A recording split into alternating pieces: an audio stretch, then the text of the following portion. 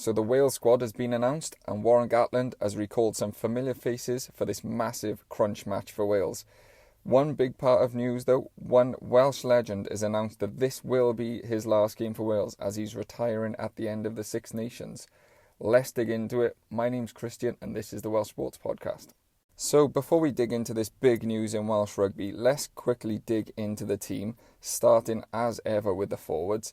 So we have Gareth Thomas, Elliot Dee, and Dylan Lewis comes in for Kieran Azarati. Dav Jenkins moves back to 4.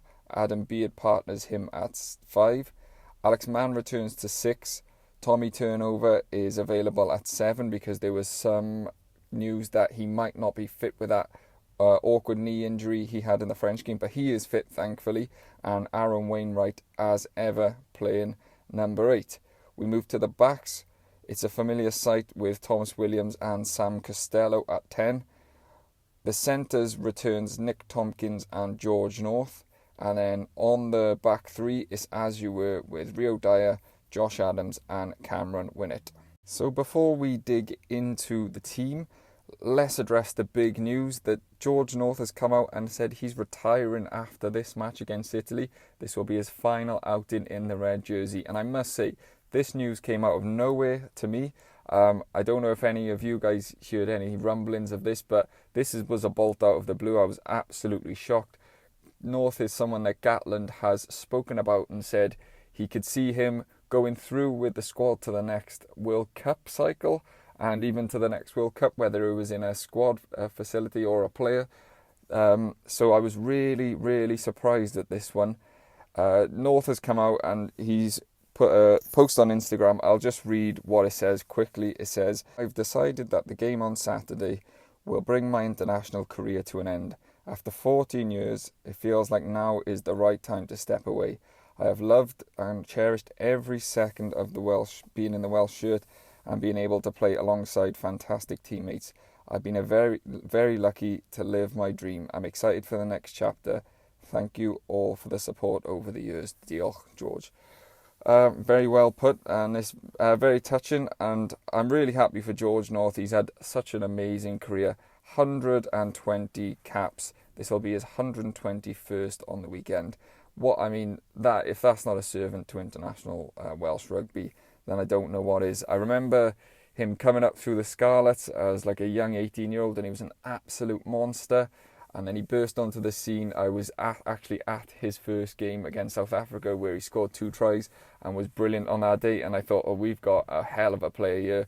He went on to have a brilliant career, brilliant Lion, and he's just been a brilliant servant to Wales. Obviously converting to centre to help the team when they were short in that area. And he's just given everything for the squad. So it's a massive loss. He's obviously a big character, senior player around the team.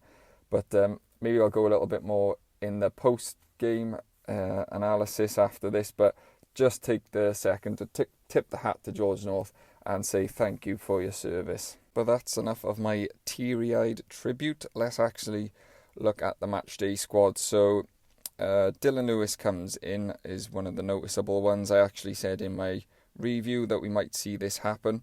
Interestingly, Azarati's dropped out of the squad altogether. So that's a bit interesting. I forgot to name the bench. So the bench scares me a little bit. So we've got Evan Lloyd at hooker because Ryan Elias is still unfit. I thought he may bring in a more experienced player, but he hasn't. Then on the bench, Domachowski drops out. I'm not sure whether that's an injury. And Kemsley Mathias comes in. Harry O'Connor comes in on the bench to round off the front row. Will Rowlands goes to second row, and then it's Mackenzie Martin. Kieran Hardy comes in for Gareth Davis, who's copped a lot of flack for his performance on the weekend. Ioan Lloyd stays at 10 cover, and Mason Grady rounds out the bench. So, yeah, that changing the front row, I'm assuming Azarati is injured because you would expect him to drop to the bench. But Dav Jenkins moves back to second row. I think that's a good move. I thought they might stick with the 4 second rows because the line out was good, both attacking and defensively, and I also thought they might be stubborn and just carry on with it, but they've brought Alex Mann back in, which I think is a good move, because I think we missed his low chop tackles against France, and also, although he's not a big strong ball carrier, he's got some really good footwork, and he manages to make people miss and accepts contacts on his terms a lot of the time, which is useful. Guesses speeds the ball up a little bit. Really chuffed that Tommy Raffel is not injured, because I think there's going to be some opportunities for Jackals in this game, and there's no one better in the Six Nations this year than Tommy Raffel. So I hope his knee is good and he's ready to go, because we're really, really going to need him. Italy like to play really fast, and him slowing ball down and getting some opportunities to steal some penalties, etc. That's going to be vital for us. The halfback combination stays the same, which I'm glad. I hope that Gatland gives them pretty much a full match, rather than just making substitutions for what seems like the sake of it. I'm not too sure, but those two are really growing into the game. I think Thomas Williams has been excellent this Six Nations, and I think him and Costello are starting to develop a bit of a partnership. So I'm really hoping that Gatland just gives them time to just be on the pitch and play with each other, and he just needs to give Costello just time. Like, let's just give him a full 80. I don't care if you just don't even have to put Lloyd on. Just give him the full 80, I think, unless it's going horribly wrong. And then the centres return. We've obviously spoke a lot about George North. I'm happy to see him come back. Not so happy to see Nick Tompkins. I thought Owen Watkin was one of the real bright things to come out of that game against France. I think that was his best game for Wales for a long time. His familiarity with George of playing at the Ospreys, I thought they might use that combination rather than bring Tompkins in. The only reason I can maybe think that is because the defence against Ireland was pretty good, to be fair. They sort of marshalled Ireland's patterns and were managing to pick up Ireland's runners. So hopefully, I think Italy play the same, with like lots of players attacking the line, and the ball carrier has lots of options to pull it back or pop it off or whatever. So maybe the strong defensive performance against Ireland is something that the coaching staff have looked at and thought, we want a bit more of that. And then the back three is as you were, like we said. I'm not surprised at that, really. I thought maybe Josh Adams again might get left out for Grady. If there was going to be a game, it would be this one, but maybe he's been pretty solid defensively, and Gatland rewarding him for that, I suppose. I just feel a bit sorry for him. You can see he's working hard, he is trying, he just seems a bit of a shell of himself at the moment.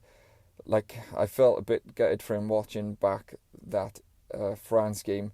That Roberts try that Roberts scored, it should have been a simple overlap, and Adams has worked really hard to get from his opposite wing to that position where one simple pass and Adams is over for a try, and it probably takes a lot of pressure off him and gives him a bit of confidence. But Roberts actually scored the try, as we know, and you can even see that Roberts gets up and apologises to Adams, and Adams just says, no, don't worry about it. So yeah, interesting. But what really worries me about this game now is Wales have really struggled to put a 80-minute performance together, and I think if we put an 80-minute performance together, we can beat Italy. I think it'll be tight, but I think we can do it. What worries me, though, is we saw the impact of the bench, both positively for France and negatively for Wales on the weekend.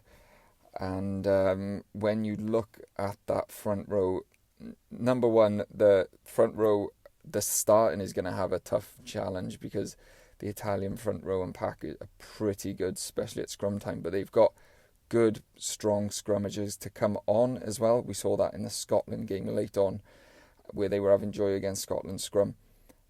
And I worry, when you look at those players, you've got Evan Lloyd, it'll be his second cap, and he's not started a professional game yet, which a lot has been made of this week. I thought maybe Gatland may bring someone in like Sam Parry or maybe even Liam Belcher. That's what I would have done in that position.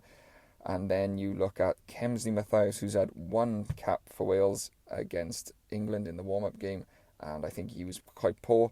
I've only seen maybe 8 or 9 games of Mathias, and if I'm being totally honest, I've only ever seen him in reverse at the scrum. So I'm not saying it's all on him, because the Scarlets pack hasn't been great, but that's part of it.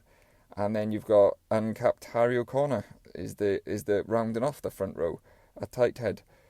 I mean, all right, he's had a cap against the Barbars, so you can say that, but that is very, very concerning. You've got 2 caps between the 3 front rowers, and basically hardly any minutes, even in the regions. So, I mean, that doesn't fill you with confidence if we're getting into the last 10, 15 minutes and you need to change your front row. Those 3 coming on is not, I don't know, it doesn't bode well with me. I don't know whether Gatland is, I could just be conspiracy thinking here and just overlooking things, but maybe Gatland's building in a little pre-made excuse here. If it goes wrong towards the end of the game, then he can say, well, we're giving these young players opportunities. I don't know, I might just be looking too far into it, but you can't tell me that there isn't better options to sit on the bench for this last game. It's a game, he's saying it's not a game that we have to win, but I have to disagree with him. I think every game is a game we need to win. And I think someone like Nicky Smith, why is he not being just brought in? If Gatland doesn't like him, or Humphreys doesn't like him, then surely you can bring him in for one game and then you can just discard him then when you don't need him, because you can't tell me he's not a better option than Kemsley Mathias. That's just mental. So I don't really understand that. Again, I don't really understand Sam Parry not getting a shout, and even Tom Botha, maybe just plug him in for 1 or 2 games just to get us over the line. I think just getting these 3 experience at the price of maybe losing a game does the rest of the squad so much bad. I don't know whether I'm just looking into it too much, but either way, that front row is not good enough to be coming off the bench at the international level yet. I mean, they're all young, so you can understand blooding them early, but you might just do some unrepairable damage to their confidence as they move forward in their career. But to be honest, other than that, and Tompkins at 12, I'm pretty happy with this squad. It's what I was more or less expecting, to be back to the as you were.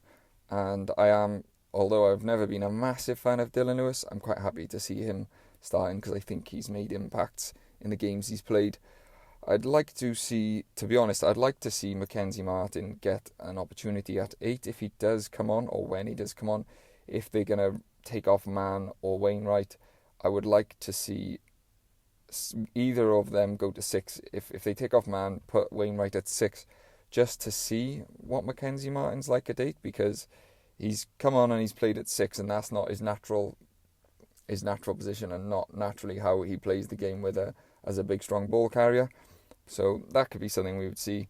I'd like to see, but I don't know if we will see it. But other than that, yeah, I'm pretty happy.